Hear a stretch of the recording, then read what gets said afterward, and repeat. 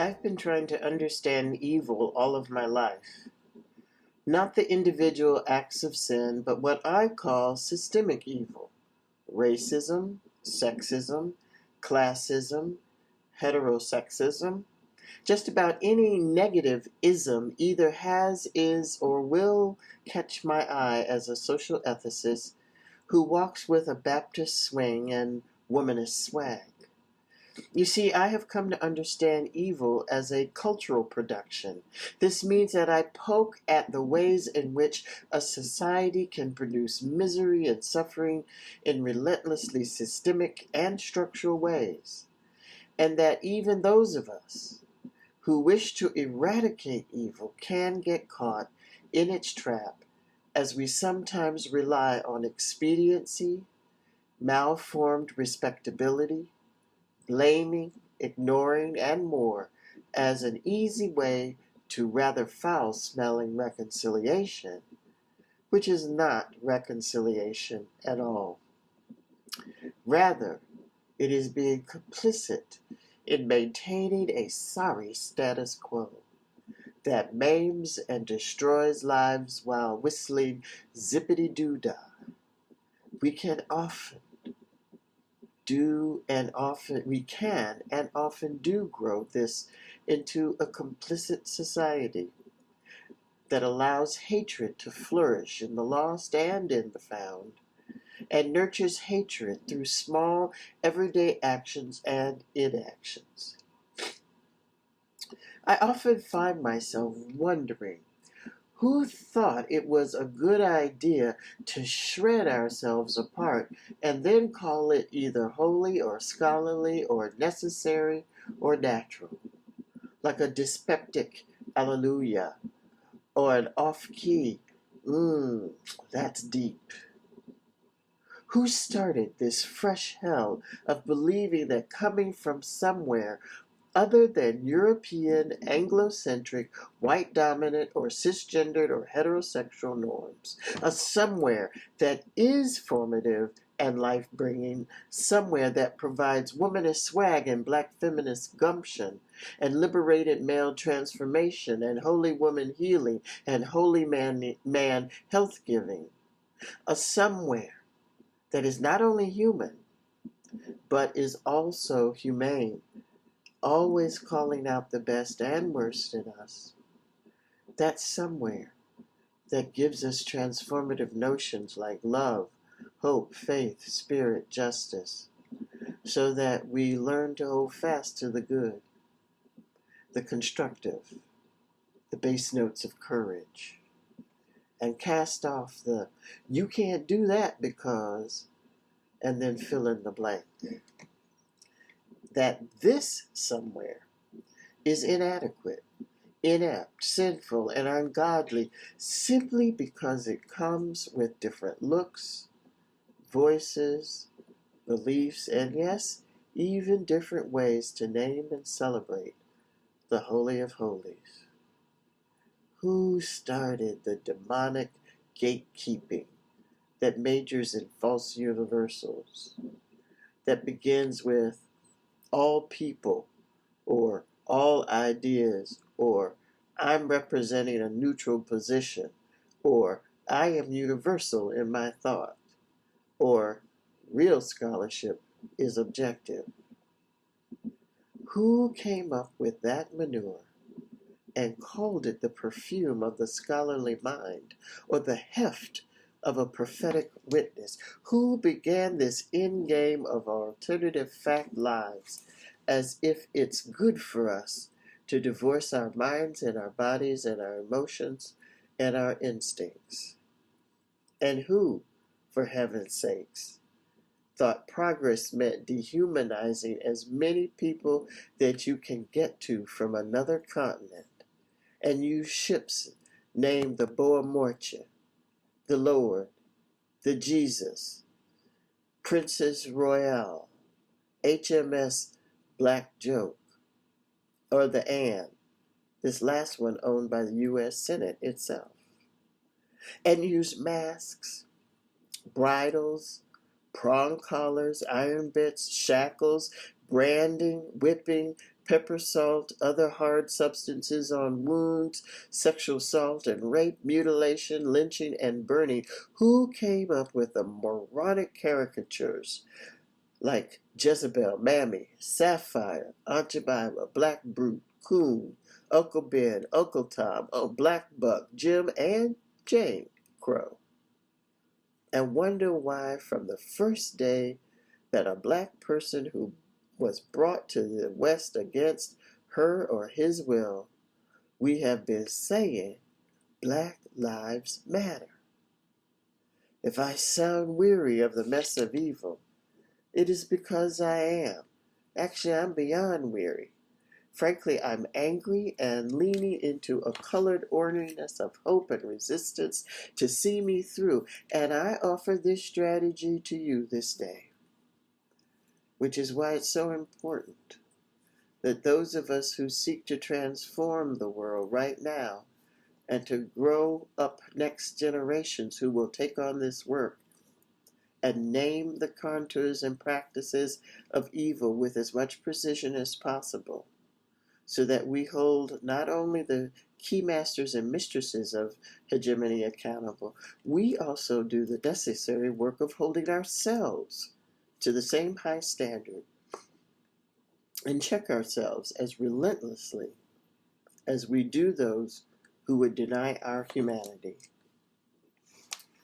If we are to take seriously a new world order that challenges the ongoing drumbeat of white supremacy with eradicatory vigor, our colonial past, and the rest of the matrix that holds us in what can feel like an endless spiral of alternative facts, better known as lying, jingoism, also known as traitorous and seditious attempts to unseat free and fair elections and the government that create these, and voter suppression, and the various isms that demean and deny our isness. If we are to take all this seriously, we must name what is going on with as much precision as possible, and then begin our work together to increase our abilities to say, oh, hell no, and then strategize and act on bringing in the new heaven and new earth we can see just beyond our vision. For I am a firm believer that meetings or gatherings such as ours today must lead to concrete strategies and then taken to the next stages. Despite, or perhaps because of the U.S. election results of November 2020, we remain in a post-racial, post-election, post-truth era of lying, jacking, and deceiving. We are sitting on the cusp of what could be the greatest hijacking of the common good in this nation's history. I do not say this out of a sense of histrionics or terror. No, I say this as a sometimes grumpy social ethicist with womanist methodological swag who knows deep in my bones that blending a worldview of America first, limited to no understanding of what shapes a democracy, fear twinned with hatred, mostly unexamined, and a shocking, decided lack of actual governing on the federal and state levels is a prescription for disaster for the non-elite in this country, whether our status is based on race, gender, sexuality, sexual orientation, age, ethnicity, or economic class. So allow me to turn to Toni Morrison for a minute. She says, invisible things are not necessarily not there. A void may be empty, but it is not a vacuum. In addition, certain absences are so stressed, so ornate, so planned, they call attention to themselves Arrest us with intentionality and purpose, like neighborhoods that are defined by the population held away from them. Looking at the scope of American literature, I can't help thinking that the question should have never been, why am I, an Afro-American, absent from it? It is not a particularly interesting query anyway.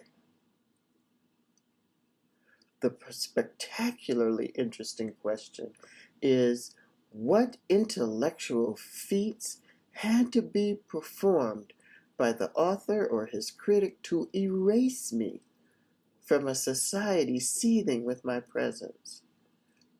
And what effect has that performance had on the work?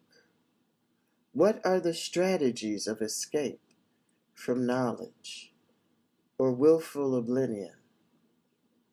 Not why, how? I think that this shift from asking why to asking how can be liberating because it reminds us that we have agency. We have the ability to act, to affect the affect, to live, to shout, to sing, to say no or yes, to use our abilities, whatever they may be, to answer God's "Whom shall I send?" with "Send me, send us," which is to say, embrace our isness. I am reminded that I was told from day one by the older black folk who raised me and that I possess black magic holiness. And so did all the black folk around me, and it is my responsibility to take that magic and share it not only with my family and my community, but also with our society, to help make real the democratic possibilities found in the common good. I was not taught dependency on the courts, law enforcement, or prosperity gospel. I was not trained to provide better acoustics for evil and destruction. Those things I knew were shady at best and not reliable at most. I was also not taught to avoid independence, but needed to be clear that my life was forged by a community that taught me to have a strong moral sense of self. This crafted not only strong individuals, but also strong moral communities, the key building block to crafting a just status quo. Yes, I am, like so many of us in this webinar, an inheritor of the black evangelicalism of the 19th century that looked more at how to build freedom movements in the body and soul than the white evangelicalism of that era that focused on the self and its depravities. It makes a difference if your moral tuning fork's pitch vibrates at freedom or depravity. My tuning fork has led me and so many others to try to understand evil. This helps us get at the how. So I'm not focusing on individual acts of sin. Instead, I focus on systemic evil, anti-Semitism, classism, heterosexism, transsexism, racism, ageism, and more. I've come to understand evil as a cultural production, which is to say, I urge us to explore the ways in which societies can produce misery and suffering in relentlessly systemic and structural ways. And I focus on black suffering because it's not only what I cut my eye teeth on as a young black woman child. It also seemed to me that the existence and prevalence of black suffering is telling us as a nation that we are failing the common good. And our pretensions at democracy are more like a game of street craps, where we must bet against each other by covering each other's bets rather than working together to build a more just society. Not why. How?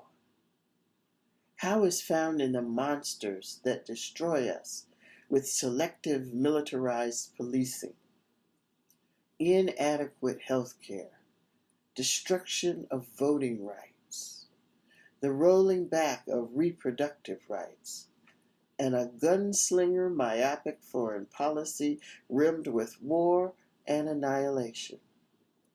How is found in senseless gun violence.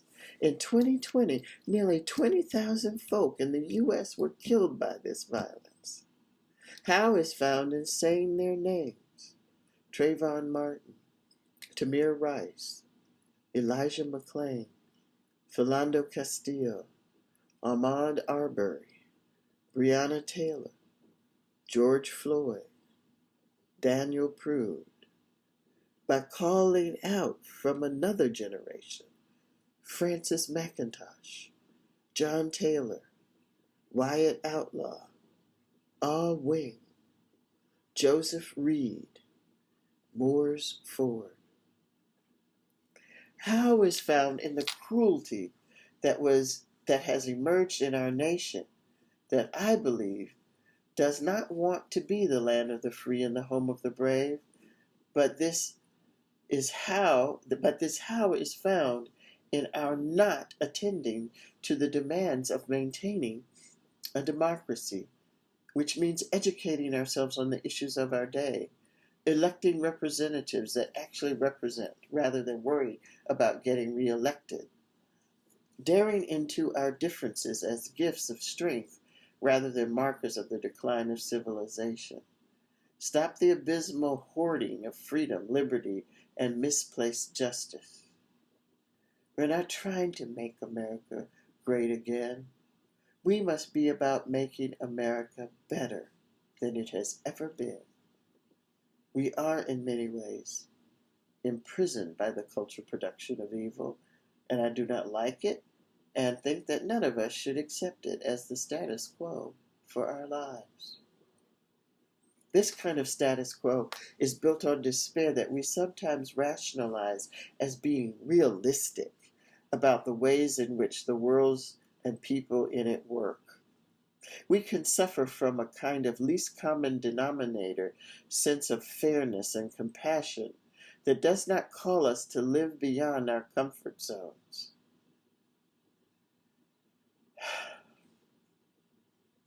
And instead, live into a world that is vast as the divine continues to spin out creation in our lives. What I'm arguing for is a decentering of whiteness that demeans and is demonic in its hegemonic muscle and tells all manner of folk that it's our or their fault that someone's boot or an officer's knee is smashing our communities into the ground on our necks, face down, so that we cannot breathe. Our fault that we are raped by mossy-teethed boys with book-reading politicians and social planners watching and writing it up. Our fault that we do not consider it racial progress to be seen as white or to become white if it means that we must give up the deep, resonant black magic holiness of people who may remain firmly rooted in this country, pressed to the wall, dying, but fighting back every day.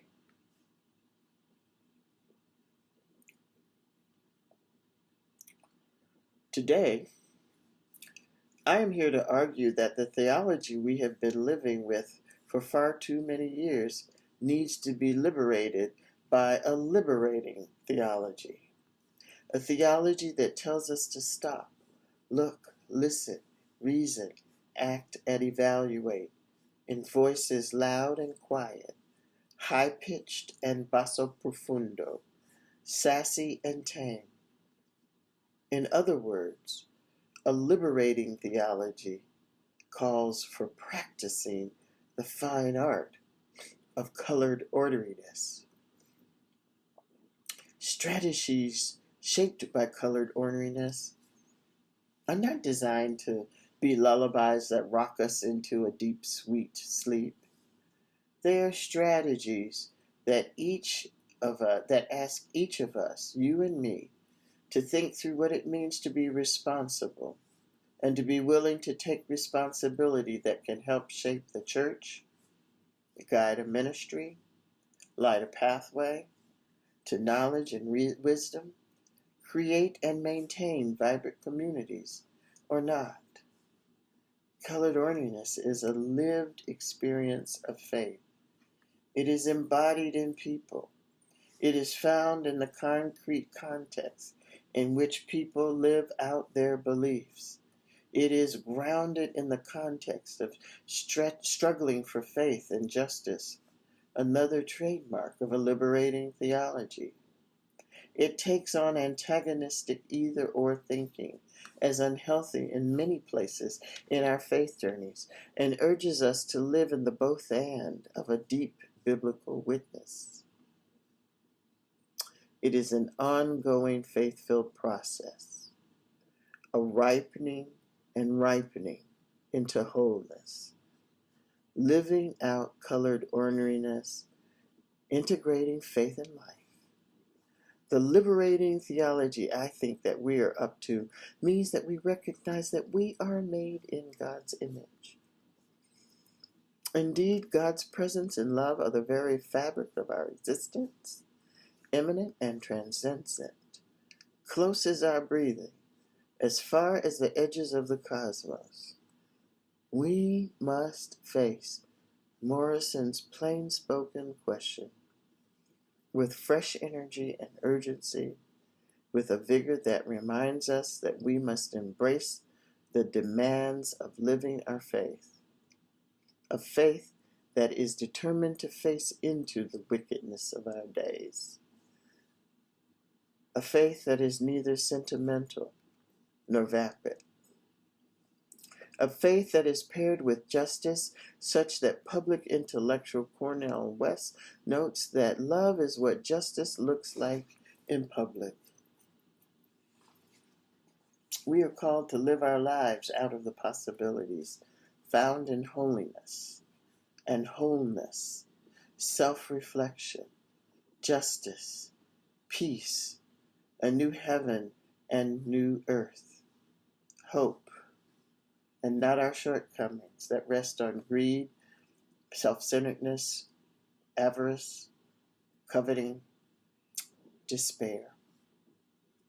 This faith moves us to grow in compassion, understanding, and acceptance of each other.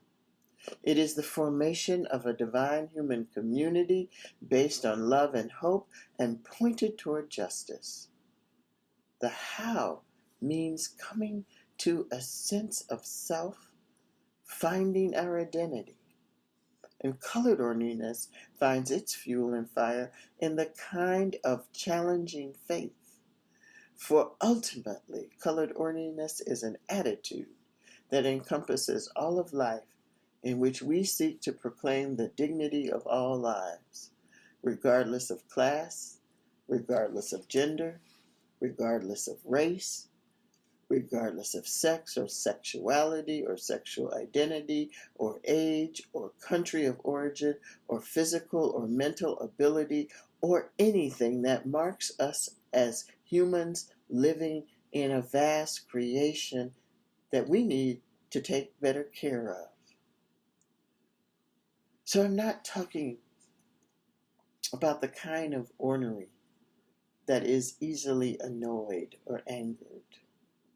Not the ornery of having an irritable disposition, although some situations may call for it. Or the ornery of being cantankerous, despite how much I like the sound of the word when engaged in verbal play. The ornery I am talking about this morning is when folks are difficult to deal with or control.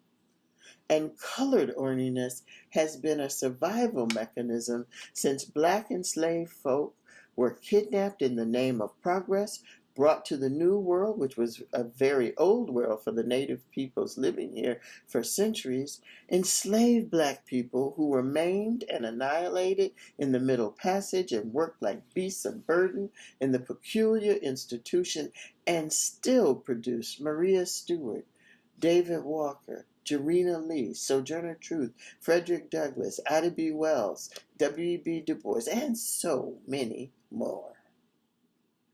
And the inheritors of these folks are sitting right here, right now, and beyond our doors. And we have allies. Difficult to deal with because we constantly contest and dispute a fiendish status quo that finds its solace and structure in the dehumanization of people based on class or ethnicity or gender or race or sexuality, sexual orientation, or just because, and more. Difficult to deal with because sheer orneriness is sometimes the only thing that can keep dreams alive, give us a creative edge, help us craft effective strategies for just making social change, and helps us keep our humor and sway with our swag, so that we have the good sense to celebrate even the smallest victories before we get back to work, and the balance of spirit to know that defeat is an opportunity to learn and grow and craft a better strategy or insight in the future. And not to do it that way again unless the timing was all wrong. I am arguing that we do our first works over rather than live our life at practice and scholarship or witness that specializes in being the doo-wop pom-pom squad for the cultural production of evil. We must do the work our souls and intellects must have to stop a fantastic hegemonic imagination that has us performing impossible intellectual or spiritual contortions that not even Cirque du Soleil can do. An imagination that circumscribes love and loving into a narrow and constricting casing, and then has the nerve to say that this is orthodox, when it really is little more than undiagnosed necrophobia. We must become neighborly powerhouses of justice and hope. And the best response to how we fight such a relentless cartel of evil masquerading as a call to accept responsibility for someone else's mess is the kind of colored orneriness that has an attitude when it crafts moral thought, strategies, and actions that are not terrified of the curve of our hips, the arch of our backs, the slow swing in our walks, the glide of our fingers, the fire in our eyes, the coil of our hair, the deep moans and shouts of our ecstasies, the bottomless welling cries of our sorrows, the slow bend of our smiles, the precision of our minds, the sass and swag of our talk. Not terrified of black bodies, all bodies that carry our past, our present, and future, perfectly and imperfectly. And as the old black women who raised me used to say about such things,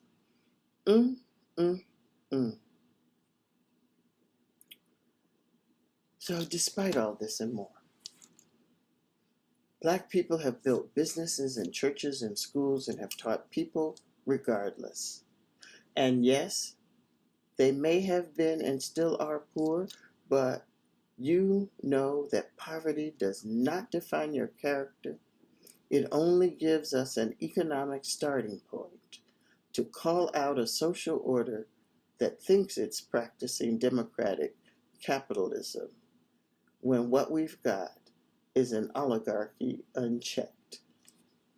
In short, I have grown weary of listening to excuses and rationales for creating and maintaining silos for our existence that only encourage the sideshow of our annihilation or promote our ultimate uselessness in bringing in the kingdom, the realm, the kingdom of God.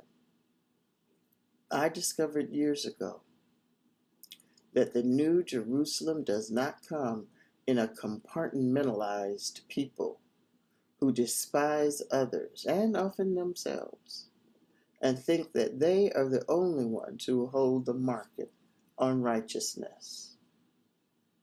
You see, I believe we've become cavalier with each other's lives as a nation. And far too many of us have not yet decided that we have reached the point of saying we must resist to our unloving society. The kind of love I am talking about is not romantic.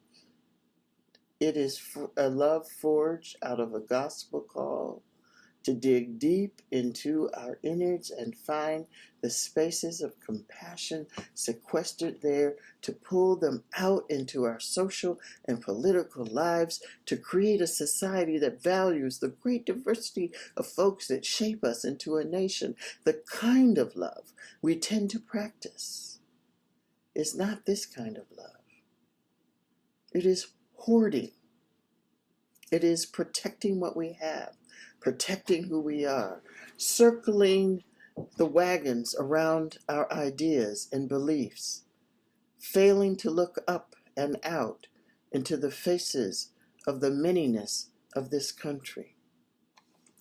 In the midst of the myriad injustices that make up everyday life for far too many of us, and a world that is a spinning top of wars and sibling forms of violence, sadly, we live in a time where the disregard for human lives in general is astoundingly sanctioned by a legal system that fails all of us when Black and brown and Native lives are taken and no one is responsible. When we recoil in horror of the images of U.S. border control agents using whips on Haitian migrants seeking asylum along the U.S.-Mexican border. This inept brand of politics that is often mixed with religion has caused us to stumble into what has become a halting democracy rather than a vibrant one. We must resist by being embodied folk who know how to critique ontological suicide, move an image of salvation into place in the midst of despair, plot rebellion against the outrageous and dangerous public policies of insult and belittlement. People who practice colored orneriness in our breathing, because we are dangerous folk who don't mind reading the Times and calling out roiling injustice, suspect spirituality, and dubious intellectual gibberish, as we theologically practice the belief that all lives matter. We are called to be the not on our watch prophets who cast a pastoral eye to decry the status quo that was never meant for us and does little to sustain us, and often has us swatting at the no-see-ums of the fantastic hegemonic imagination that distract us from the work of building our lives and helping to sustain our communities. One of the great gifts that church, academy, and society has given to many of us gathered here today is the power of hope. From the church, I learned the power of hope built on the solid rock of Jesus. All other ground is sinking sand. From the academy, I learned that what my grandmother taught me is called a theology of hope, a hope that tells me that God suffers with us as God is also promising us a better future through the hope of the resurrection. From society, I learned hope in watching the people who helped raise me. They were perfect, imperfect black folk who knew the difference between survival and dumb luck. They made a way, and they brought others along with them. They refused to accept that the color lines in their cities made them less than, and instead built self-sustaining communities that brought forth new generations. And when urban renewal destroyed those communities in the name of progress, side note, the slave trade developed and flourished in the name of progress also, they made sure that the projects, the southern versions of ghettos that were built to warehouse people, were kept and are still kept in pristine shape, even when it was clear that the design of these renewal spaces mimicked open-air prisons that were set off from where the wealthy white folk and black folk lived. But because we were a trans-class people, the black middle class was right down the street, working class and poor white folk were right around the corner. And I bopped to the beat of the revolution will not be televised. Nope. The revolution will not be televised, will not be televised, will not be televised, will not be televised. The revolution will be no rerun, brothers and sisters. The revolution will be live.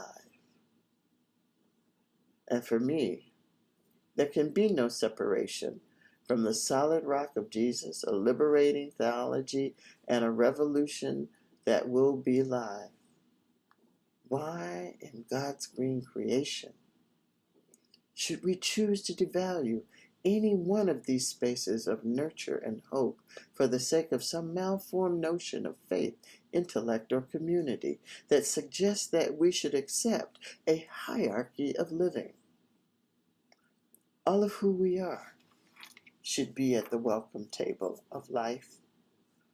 And I find it perplexing, if not just plain wrong, that there are some who do not take advantage of the rich playing field it gives us when we combine faith, intellect, and community in the work we do, be it in classrooms or town halls or sanctuaries or community meetings or policy sessions. The simple fact is this: it's hard out there for underrepresented folk, no matter where our home bases may be.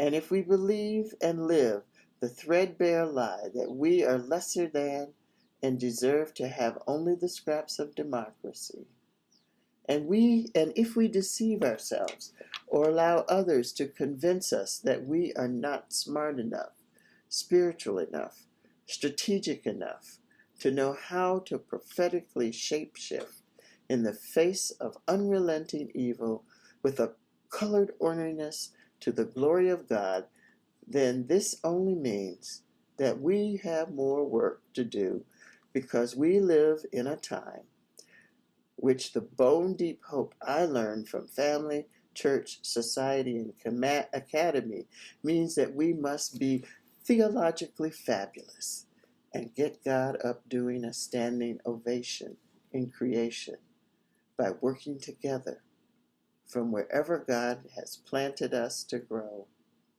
and refuse the complete inanity of southern border walls, travel bans, police brutality, repealing affordable and accessible health care, immigration policies that are mean and vile and serve little purpose other than to make folks who are scared of difference feel more better, rolling back voting rights, exploiting workers, masking bans, doing the nay-nay with white supremacists, and sanctifying sexism, racism, xenophobia, homophobia, transphobia, and more. Taking our cues from a colored orderliness that calls out injustice with a liberating theology, we must become those neighborly powerhouses of justice and hope, for we are not being called to be the poster children for the status quo of despair, or to practice an over-religified solipsistic Matterhorn, surrounded by the chants of inept kumbayas and sashaying alleluias, and starring in a weary drama of an outdated carousel of momentary ecstasies. Thank you. Well, I want to thank you so very much, Dr. Towns. One of the things that I say to young clerics who tell me they want to save the world is, I understand that, but this job is done one yes, Lord, at a time. You just give it that one yes, Lord, until you get the next yes, Lord. And we find that that becomes more manageable. But thank you, thank you, thank you. A wonderful, wonderful word, which we knew that it would be. God bless you. God bless you.